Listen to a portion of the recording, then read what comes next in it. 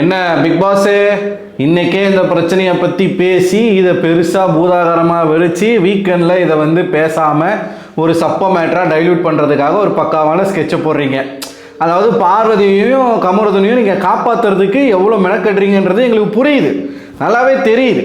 ஆக்சுவலாக இந்த மைக்கை மறைச்சி பேசுறது, ஆபாசமாக பேசுறது, இதை எல்லாமே பிக் பாஸினுடைய விதிமீறலை மீறிய செயல். அதை வீக்கெண்டில் தான் நியாயப்படி அட்ரஸ் பண்ணணும். ஆனால் அதை வந்து இன்றைக்கே பெரிய விஷயமா உடைச்சி என்ன பண்ணிட்டாங்க, வீக்கெண்டுக்கு இதை டைல்யூட் பண்ணிட்டாங்க. எப்படியும் விஜய் சேதுபதி இவங்கள கேட்க போகிறது கிடையாது. இது ஒன்று. இந்த அமித் இருக்கார்ல, தான் பெர்ஃபார்ம் பண்ணணும் அப்படிங்கிறதுக்காக இப்போது உண்மையான ஒரு வழக்காடு மன்றம் இருக்குது, ஜட்ஜ் இருக்காங்க, கோர்ட் இருக்குது. அந்த கோர்ட்டில் கூட ஏகப்பட்ட இப்போ ஒரு அட்வொகேட்டுங்க, நான் ஒரு அட்வொகேட்டுங்க, ஒரு கேஸ் என்கிட்ட வருதுன்னா பரவாயில்லப்பா ஒரு கேஸ் என்கிட்ட வந்துருச்சு, அதில் வர காசு வந்தால் போதும் அப்படின்னு சொல்லி ஒரு குற்றவாளிக்கு நான் வந்து ஆஜராகக்கூடாது. அது என்னுடைய எத்திக்ஸ்க்கு மீறானது. ஓகேவா? அந்த மாதிரி ஒரு நியாயமான ஒரு அட்வொகேட்டாக இருக்கணும். ஆனால் அமித் என்ன பண்ணுறாப்புல, எப்பா எனக்கு இது வரைக்கும் யாருக்குமே அட்வொகேட்டாக எனக்கு கூப்பிடவே இல்லை, நல்ல வேலை ஒரு வாய்ப்பு கிடைச்சிருச்சுன்னு சொல்லிட்டு எந்த கேஸில் நம்ம ஆஜராகிறோன்ற ஒரு விஷயம் இருக்குல்ல, எந்த கேஸில் நம்ம ஆஜராகணுன்ற விஷயம், நீங்கள் தான் இந்த வீட்டின் தலை. இந்த வாரம் நீங்கள் தான் அவங்களுக்கு பனிஷ்மெண்ட் கொடுத்தீங்க. அவங்க என்னெல்லாம் பண்ணாங்கன்னு உங்களுக்கே தெரியும். பல இடங்களில் நீங்களே சொல்லியிருக்கீங்க மைக்கை மாட்டுங்க, மைக்கை மறைச்சி பேசாதீங்கன்னு. இவ்வளவு தெரிஞ்ச நீங்கள் எதுக்காக அவங்களுக்கு அட்வொகேட்டாக போனீங்க? இது எதுக்காக நான் கேட்குறேன் அப்படின்னா, இன்னைக்கு ஒரு வழக்கு வருதுங்க, ஒரே வழக்கு. அதாவது சுபிக்ஷாவை கூப்பிடுறாங்க. சுபிக்ஷாவை கூப்பிட்டு சுபிக்ஷா கிட்ட 9 வழக்குகள் வந்து கொடுக்கப்படுது. மீதி இருக்கக்கூடிய 9 வழக்குகள். அந்த 9 வழக்கையும் போயிட்டு ஹவுஸ்மேட்ஸ் முன்னாடி படிக்கணும். அந்த 9 வழக்கில் எந்த ஒரு வழக்கு ஹவுஸ்மேட்ஸ் வந்து சூஸ் பண்ணுறாங்களோ அதை வந்து இன்னைக்கு வழக்காடு மன்றத்தில் வழக்காக பதிவு பண்ணணும், அதை வந்து ஆர்கியூமெண்ட் பண்ணணும். ஓகேவா? இப்போது மைக்கை மாட்டி பேசாமல் விஜய் பார்வதியும் கமருதனும் வந்து பண்ண விஷயங்கள் கம்ப்ளைண்டாக கொடுக்கப்பட்டிருக்கு. அந்த வழக்கு வருது. 4 பேர் அதை கம்ப்ளைண்டாக கொடுத்துருந்தாங்க. ஸோ அந்த வழக்கை தான் எல்லாருமே எடுத்து பேசணும்னு சொல்கிறாங்க. அந்த வழக்கு எடுத்து பேசுகிறாங்க. பிக் பாஸ் ஒரு விஷயத்த சொல்கிறாரு. என்ன சொல்கிறாரு அப்படின்னா, இவங்க 2 பேருக்கு எதிரான இந்த வழக்கில் ஒருவேளை ஆஜராகிறதுக்கு எந்த வக்கீலும் முன் வரலை அப்படின்னா, ஏன்னா அவருக்கு தெரியும் இது தப்பு, இது விதிமீறல், இதுக்கு ஆதரவாக யாராலையும் பேச முடியாது, பேசக்கூடாது, பேசினா அது எத்திக்ஸ்க்கு மாறானதுன்னு தெரிஞ்சு தான் அந்த வார்த்தையை இது வரைக்கும் எந்த கேஸ்லையும் சொல்லாத பிக் பாஸ் வந்து சொல்கிறார். அப்போது அமித் அவர்கள் உஷாராக இருக்கணுமா இல்லையா? யாருமே ஆஜராக விருப்பம் தெரிவிக்கலைன்னா அவங்களே அவங்களுக்கு வழக்கறிஞராக பேசலாம் அப்படின்னு சொல்கிறாங்க. உடனே பார்வதி ஜாலின்னு குதிக்கிறாங்க. இப்போது சாய்ஸ் வந்து இவங்க கையில் தான் இருக்குது. முதல்ல நீங்கள் கேளுங்க, கேட்டு அவங்க முடியாதுனாங்கன்னா நீங்கள் வந்து உங்கள் கேஸை நீங்களே வாதாடலாம் சொல்லிட்டாரா? அமித்துக்கிட்ட அதை சொன்ன உடனே அமித்துக்கு ஒரே பூரிப்பு. ஆஹா, நம்ம வந்து அட்வொகேட் ஆகிட்டோம். இப்போது அட்வொகேட் ஆகிட்டீங்கன்றதுக்காக இந்த கேஸில் வந்து நீங்கள் ஜெயிக்கணும்னு நீங்கள் நினைப்பீங்களா? இப்போ என்ன கேஸ்? பிக் பாஸ் கொடுத்த ரூல்ஸை மதிக்காமல் பல முறை பிக் பாஸ் வந்து நம்ம பார்த்துட்ருக்கோம். அந்த பனிஷ்மெண்ட் கொடுத்தாருல, முட்டை, பால், காஃபி எல்லாத்தையுமே எடுத்துகிட்டு போனாரா? அதை எடுத்து எல்லா ஹவுஸ்மேட்ஸ்னுடைய திங்ஸுமே கொண்டு போயிட்டாங்க. பார்வதி கமருதனுக்கு மட்டும் நான் கூட பரவாயில்ல, எடுத்துகிட்டு போயிட்டாங்க. எடுத்துகிட்டு போய் அந்த பனிஷ்மெண்ட் கிடைச்ச பிறகும் இப்போ வரைக்கும் அவங்க மைக்கை மறைச்சி பேசுகிறாங்க. பார்வதி ஒன்று சொன்னா பாருங்க, எப்பா மிரண்டுட்டேன் நான். அதுக்கெல்லாம் வருவோம். இன்னும் இந்த கேஸ் வந்து முடியலை, பிரேக் விட்டுருக்காப்புல நேற்று. அது என்ன பார்வதி கேஸ்னால் மட்டும் பிரேக் கொடுக்குறீங்க? நான் வரேன். ஸோ இந்த கேஸ் ஆர்கியூமெண்ட்டுக்கு வருது.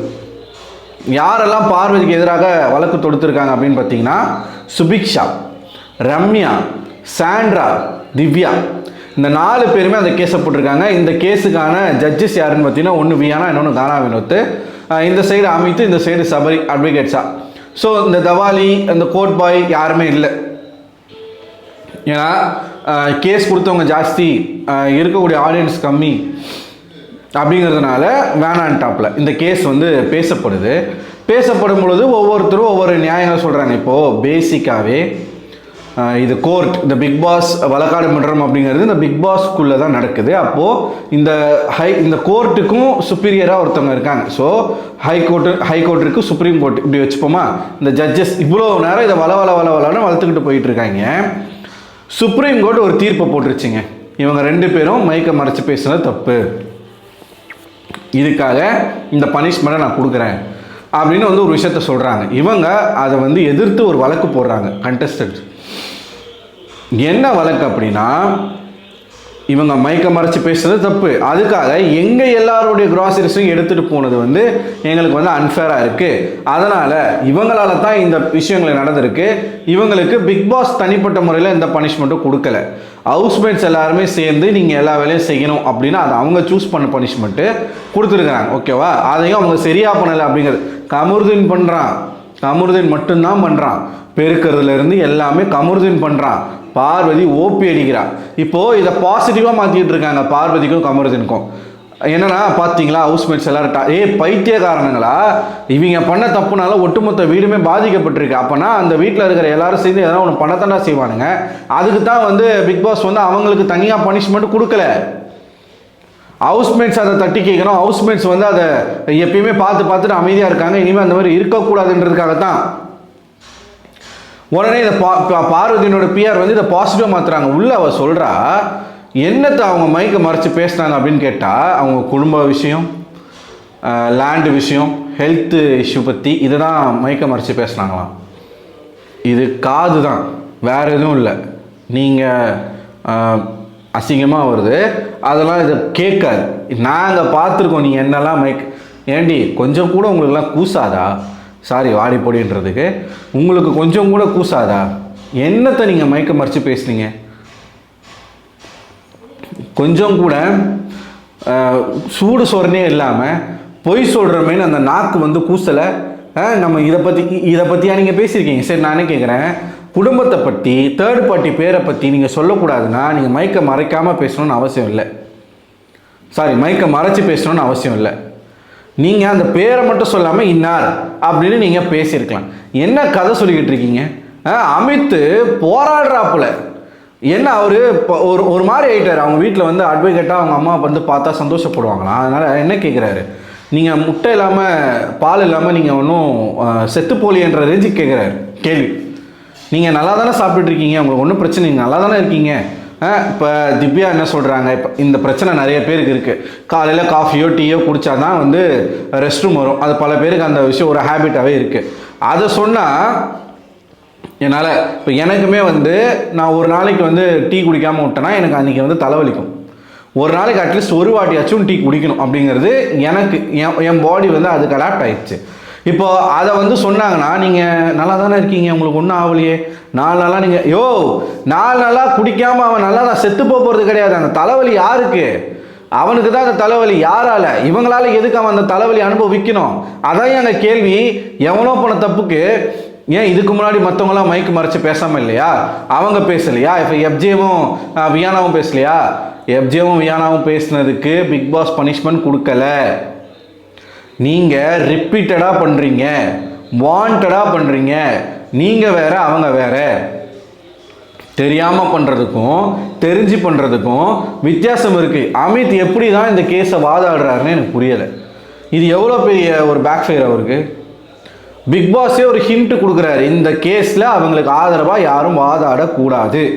வாதாடலை அப்படின்னா அதை அவர் சொல்ல வேண்டிய அவசியமே இல்லைங்க. வாதாட மறுத்தா அவங்களே வாதாடிக்கிட்டோம், ஏன்னா அவங்க பண்ணது தப்புன்னு அவங்களுக்கு தெரியல. சாரி, அவங்களுக்கு தெரியும், தெரிஞ்சே பண்ணிட்டு இருக்காங்க ரிப்பீட்டடா. அதனால தான் இவங்களுக்கு அட்வொகேட்ஸ் வேணான்னு பிக் பாஸ் சொல்கிறாரு. இல்லைங்க, இது வந்து நீங்கள் பண்ணது வந்து மிகப்பெரிய தப்பு, நீங்கள் ரிப்பீட்டடாக பண்ணுறீங்க, நீங்கள் பிக் பாஸ் சொல்லியும் மீண்டும் மீண்டும் அதை செய்கிறீங்க, அதனால் உங்களுக்கு ஆதரவாக யாரும் வாதாட முடியாது அப்படின்னு. இப்போ நெஜ கோர்ட்டில் அதெல்லாம் நடக்கும். இப்போ ஒரு ரேபிஸ்டோ ஒரு சீரியல் கில்லரோ இல்லை மிகப்பெரிய தப்பு பண்ண ஒருத்தன் வர்றான் அப்படின்னா அங்கே இருக்கக்கூடிய அட்வொகேட் கவுன்சில் சேர்ந்து ஒரு முடிவு எடுப்பாங்க. இந்த குற்றவாளிக்கு ஆதரவாக எந்த வழக்கறிஞரும் வழக்காடக்கூடாது, இவர் வந்து தண்டிக்கப்பட வேண்டிய ஒரு நபர். இதைத்தான் அவர் ட்ரை பண்ணுறாரு பிக் பாஸ். ஆனால் அமித் அவர் பெர்ஃபார்மன்ஸ் பண்ணணும் அப்படிங்கிறதுக்காக அந்த கேஸில் போய் வாதாடுற பேரில் போய் ரம்யா கிட்ட உங்களுக்கு ஒன்றும் ஆகலையே, நீங்கள் நல்லா தானே இருக்கீங்க, உங்களுக்கு ஒன்றும் பிரச்சனை இல்லையே, சாண்ட்ராவை கூப்பிட்டு டீ காஃபி முட்டை இல்லைனாலும் நீங்கள் வந்து நல்லா சமைச்சு மேனேஜ் பண்ணிங்க தானே, இது தேவையா? இந்த கேள்வி கரெக்டா? இங்கே பாயிண்ட்டு எவனோ பண்ண தப்புக்கு நான் ஏன்டா சஃபர் ஆகணும் அப்படிங்கிறது தான். அதுக்கான பனிஷ்மெண்ட்டே இவர் என்ன சொல்கிறாரு, அதுக்கான பனிஷ்மெண்ட்டை கொடுத்துட்டாங்க, அதை ஒழுங்காக பண்ணுறாங்களா? எதுக்கு இந்த மாதிரி முட்டு கொடுக்குறீங்க? கமருதீன் மட்டும்தான் அதை பண்ணுறான், பார்வதி அதை பண்ணுறாளா? பார்வதி கமருதீனை வச்சு வேலை வாங்கிட்டு இருக்கா. அந்த டாஸ்கில் சொல்லிகிட்டே இருக்காங்க, கோர்ட்டினுடைய டெக்காரத்தை மெயின்டைன் பண்ணுங்க. எஃப்ஜே செருப்பால் அடிச்ச மாதிரி ஒரு கேள்வி கேட்டான். ஏங்க அட்வொகேட் ஃபேமிலின்னு சொல்கிறீங்க, உங்களுக்கு வந்து கோர்ட் டெக்காரம் மெயின்டைன் பண்ண முடியாதா? பேசிக்கிட்டே இருக்காங்க. இப்போ அதுக்கு தான் மிகப்பெரிய பிரச்சனை, இப்போ அதுக்கு தான் மிகப்பெரிய சண்டை. கமருதனுக்கும் எஃப்ஜேவுக்கும் பயங்கரமான ஒரு கிளாஷ். அதை வந்து அடுத்த வீடியோவில் நான் பேசுகிறேன். பேச விடாமல் பேசிக்கிட்டு இப்போ கமருதீன் பேசும். இப்போ அட்வொகேட்டு கேள்வி கேட்பார், அவருடைய தரப்பு ஆளாக இருந்தாலும் சரி, எது தரப்பாக இருந்தாலும் சரி பதில் சொல்லுவாங்க. ஆனால் இங்கே என்ன நடக்குது, அட்வொகேட்டை பேச விடாமல் பார்வதி பேசிக்கிட்டு இருக்காங்க. நியாயமாக அவங்க என்ன பண்ணியிருக்கணும், மயக்க மறைச்சி பேசுனது தப்பு தான். இப்போ விக்கல்ஸ் எஃப்ஜே மேட்டரில் ஸ்மார்ட்டாக என்ன பண்ணாங்க, எஸ் ஆதிரி விஷயத்தில் நான் பண்ண தப்பு, நான் அவங்க வச்ச அத்தனை குற்றச்சாட்டுக்கும் நான் பகிரங்கமாக மன்னிப்பு கேட்குறேன், முடிஞ்சு போச்சு. அதைத்தான் பார்வதி பண்ணியிருக்கணும். ஒரு நல்லவளாக இருந்தால், நியாயமானவளாக இருந்தால் அதைத்தான் அவங்க பண்ணியிருக்கணும். ஆனால் அவங்க என்ன பண்ணுறாங்க, மாறா நான் மட்டும் இதை பண்ணலை, இவங்கெல்லாம் பண்ணியிருக்காங்க, நான் இதனால தான். நீங்கள் வந்து ரீசன்ஸ் கொடுக்குறீங்க, அது தப்புன்றதை நீங்கள் உணரவே இல்லை. உங்கள் ரீசன்ஸ் இங்கே தேவையில்லை. That's the mistake. அதுக்கு தான் பிக் பாஸும் ட்ரை பண்ணுறாரு, அதுக்கு தான் மக்களும் சொல்கிறாங்க, அதை தான் அங்கே இருக்கிறவங்களும் சொல்கிறாங்க. எஸ் நாங்கள் மயக்க மறைச்சி பேசியிருக்கோம், அது எங்களோட தப்பு தான், மன்னிச்சிருங்க அப்படின்னு கேட்டு இந்த கேஸை வந்து டிசால்வ் பண்ணாமல் மீண்டும் நீங்கள் என்ன பண்ணுறீங்க, எஃப்ஜேவும் வியானாவும் பேசியிருக்காங்க, ஆரோராவும் துஷாரும் பேசியிருக்காங்க. துஷார் பேசுறதுக்கு தலைவர் பதவியே பறிக்கப்பட்டது. இப்போ இங்கே என்ன பிரச்சனைனா, ஒரு தனிப்பட்ட எஃப்ஜே நபர் அப்படிங்கிறவர் தூங்குறாருன்னா அது அவரை தான் அஃபெக்ட் பண்ணுது. அவருக்காக மற்ற யாருமே வந்து பிக் பாஸ் வந்து பனிஷ்மெண்ட் கொடுக்கல. அதே மாதிரி இந்த வீட்டுக்குள்ளே துஷாராக இருக்கட்டும், அரோராவாக இருக்கட்டும், வியானாவாக இருக்கட்டும், அவங்களுக்கான இண்டிவிஜுவல் தப்பு தானே தவிர்த்து, அதில் பாதிக்கப்பட்டது அவங்க தானே தவிர்த்து அவங்களால மற்றவங்க கிடையாது. நீங்கள் பண்ண தப்புல மீண்டும் பண்ணுற தப்புல பிக் பாஸ் சம்மந்தமே இல்லாமல் உங்களுக்காக மற்ற எல்லாரையுமே பனிஷ்மெண்ட் பண்ணியிருக்காரு. அதுக்கான ஒரு ரெஸ்பான்சிபிலிட்டியும் அதுக்கான ஒரு அக்கௌண்டபிலிட்டியும் நீங்கள் எடுத்துக்கிட்டு நான் செஞ்சது தப்புங்க, நாங்கள் பண்ண தப்பு தான், மன்னிச்சிருங்கன்னு கேட்குறதுல உனக்கு என்ன அவ்வளோ ஈகோ? அப்போ நீ பேசுறது இதுக்கு வந்து ஒரு அட்வொகேட் வந்து வாதாடுறாரு வேற, அவன் கமருதீன் நிஜமாவே நீ மக்கு தான்டா, சீரியஸாக நீ மக்கு தான், நான் இவனுக்கெல்லாம் ஓட்டு போடுறாங்க பாருங்களேன், அவங்கள சொல்லணும். இப்படி விட்ட காலை நக்குவான் போல பார்வதி காலை, அப்படி திரிறாங்க மக்ருதீன். இந்த பீடையோட சேர்ந்து இவன் வந்து கேடுகட்ட பீடையாக இருக்கான். இப்போ இங்கே போட்டி போடுறானுங்க, நீயும் தான் பொண்ணுக்கிட்ட பேசியிருக்க, நீயும் தான் வார ஒருத்திக்கிட்ட பேசுகிற, அவன் இவனை சொல்கிறான், இவன் அவனை சொல்கிறான். டே யாரா நீங்களாம்? பார்க்குற மக்களுக்கு ஆபாசமாக இருக்குது. எத்தனை பேர் இதை வந்து பேசிகிட்டு இருக்காங்க. வீக்கெண்டில் விஜய் சேதுபதி கேட்டிருந்தாலே இது நடக்காது. பிக் பாஸையே மதிக்காதவங்க விஜய் சேதுபதியை மதிக்க போகிறாங்க. அதுக்கான காரணம் அந்த ஆள் எதுவுமே கேட்கல. இப்போ வரைக்கும் இதான் நடந்திருக்கு. இனிமேல் அந்த கோர்ட்டு விஷயம் மறுபடியும் நடக்க போகுது. நடக்கும்போது என்ன நடக்குதுன்றதை நம்ம தெளிவாக பேசுவோம், நிறைய பேசுவோம். நீங்கள் சொல்லுங்கள் மக்களே, பார்வதி சொல்கிற மாதிரி அப்பட்டமாக போய் சொல்கிறாளே, இது வந்து அடுக்குமா? Family matter, land matter, health issue, இதை பற்றி அவங்க பேசிகிட்டு இருக்காங்க மயக்க மறைச்சு. கானா வினோத்தும் சரி, வியானாவும் சரி, நல்லாவே அவங்க ஜட்ஜாக வேலை செய்கிறாங்க. கானா வினோத்து கிளியராகவே கேட்குறாரு, இதை நீங்கள் ஓப்பனாகவே பேசலாமே, இதை மயக்க மறைச்சு பேச வேண்டிய அவசியமே இல்லையேன்னு சொல்லிட்டு நிறைய இடங்களை வந்து நடுநிலையாக அவங்களும் பேசிகிட்டு இருக்காங்க. பார்ப்போம் என்ன நடக்குதுன்னு சொல்லிட்டு. ஸோ நீங்கள் என்ன நினைக்கிறீங்க? உங்களோட கருத்துக்களை மறக்காமல் கமெண்ட் பாக்ஸில் கமெண்ட் பண்ணுங்கள். இந்த வீடியோ லைக் பண்ணுங்கள். லைக் பண்ணால் தான் அது ஒரு 4 பேருக்கு சஜஸ்ட் ஆகும். பார்வதியினுடைய முகத்திரை கிளியணும். பார்வதி அங்கே செகண்ட் ரன்னர் அப்பா கூட நிற்கிறதுக்கு தகுதி இல்லாத ஒரு நபர். அதனால் கமருதீன் பார்த்தீங்கன்னா இப்போ எல்லாருமே அட்டாக் பண்ண ஆரம்பிச்சிட்டான். விக்கல்ஸ் கை தட்டினா நீ எல்லாம் கை தட்ட தகுதியே இல்லைன்றான். எஃப்ஜே வந்து கை தட்டினா நீ எல்லாம் கை தட்ட தகுதியே இல்லைன்றான். இப்போ எல்லாருக்கிட்டையும் போய் வந்து உனக்கெல்லாம் தகுதி இருக்கா, உனக்கெல்லாம் அது இருக்கா, உனக்கெல்லாம் இது இருக்கான்னு இந்த மக்ருதீன் வந்து பார்வதிக்காக பேசுகிறான். பழைய கமருதீன் வந்துட்டாப்புல. ஸோ இந்த வீடியோ உங்களோட கருத்துக்களை கமெண்ட் செக்ஷனில் கமெண்ட் பண்ணுங்கள். அடுத்த ஒரு வீடியோவில் ஒன்று சந்திக்கிறேன். அதுவரை உங்களிடமிருந்து விடைபெறுவது நான் அரவிந்தன்.